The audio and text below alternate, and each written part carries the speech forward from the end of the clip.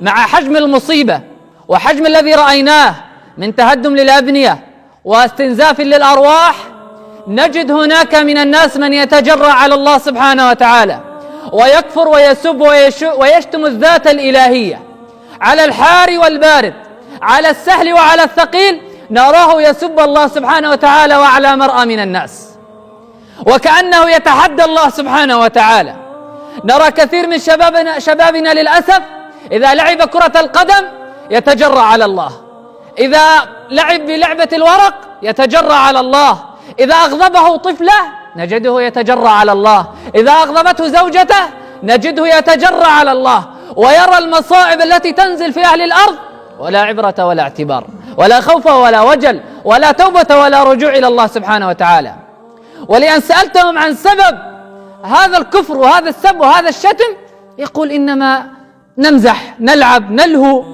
ويقول الله سبحانه وتعالى: ولئن سألتهم ليقولن إنما كنا نخوض ونلعب قل أبالله وآياته ورسله تستهزئون. قل أبالله وآياته ورسله تستهزئون. أو ضاقت بكم أبواب الاستهزاء واللهو واللعب وتجرأتم على الله سبحانه وتعالى؟ من منكم اليوم يا من تتجرؤون على الله سبحانه وتعالى أن يسيء لأحد الأشخاص أمامه أو يتجرأ عليه؟ لن يستطيع. لماذا؟ لأننا نخاف من الناس أشد خشية وخوفا من الله سبحانه وتعالى. ولئن سألتهم ليقولن إنما كنا نخوض ونلعب قل أبالله وآياته كنتم تستهزئون لا تعتذروا قد كفرتم بعد إيمانكم. لا تعتذروا قد كفرتم بعد إيمانكم. إخواني، من يسب الله ويشتم هذا الإنسان خرج من الملة. هذا الإنسان يحتاج إلى تجديد عقد زواجه. هذا الإنسان يحتاج إلى دخول إسلام جديد وإعلان إسلامه، لأنه تجرأ على الله سبحانه وتعالى. واعلموا أيها الإخوة، ما ينزل في الأرض من زلازل وبراكين وعواصف وغيرها إنما هي من قبيل التنبيه من الغفلة والتذكير بالرجوع إلى الله. ولو كانت نزول غضب وانتقام ليس فقط سترون الأبنية تهدم، بل سترون هذه الجبال العظيمة قاعا صفصفا لا ترون فيها عوجا ولا أمتا، سترونها قاعا ساوية وهي جبال عظيمة يخشى الناس أن يقفوا أمامها.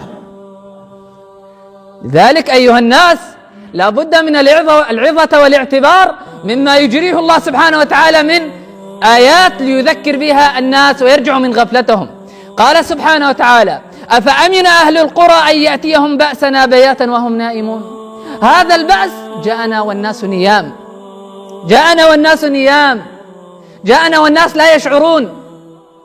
وما هذا البأس بشيء يذكر عند بأس الله سبحانه وتعالى يوم القيامة، يوم ترجف الراجفة تتبعها الرادفة قلوب يومئذ واجفة أبصارها خاشعة.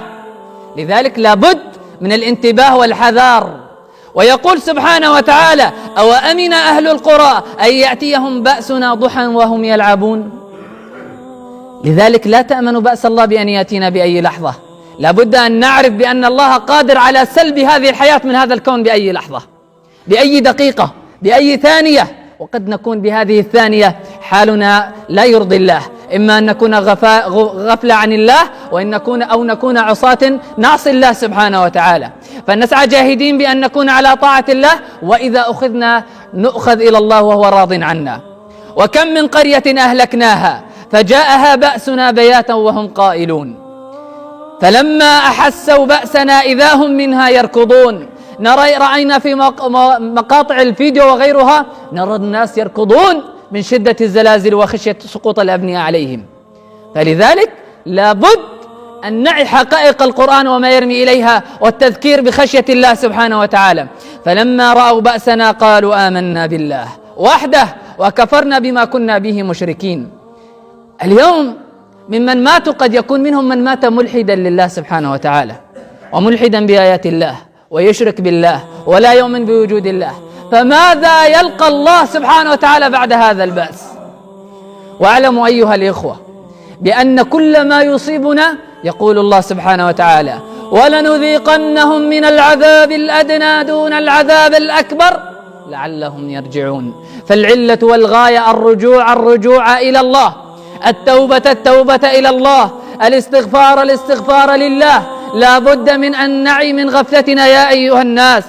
نجد أنفسنا معرضين وغافلين، متقاتلين متناحرين متباغضين فيما بيننا، ونحن قد يقبض أحدنا والله غير عنه راض، مشغولين بالناس وبأنفسنا عن الله سبحانه وتعالى. فمتى الرجوع؟ أن ننتظر كما أصاب إخواننا زلازل تنفي وجودنا وتنفي مساكننا؟ ماذا ننتظر؟ فلذلك إخواني لا أريد أن أطيل عليكم، لكن أذكركم ونفسي التوبة والرجوع إلى الله سبحانه وتعالى، وكثرة الالتجاء والاستغفار إلى الله سبحانه وتعالى. وأقول ما تسمعون وأستغفر الله لي ولكم فاستغفروه فيا فوز المستغفرين. أستغفر الله.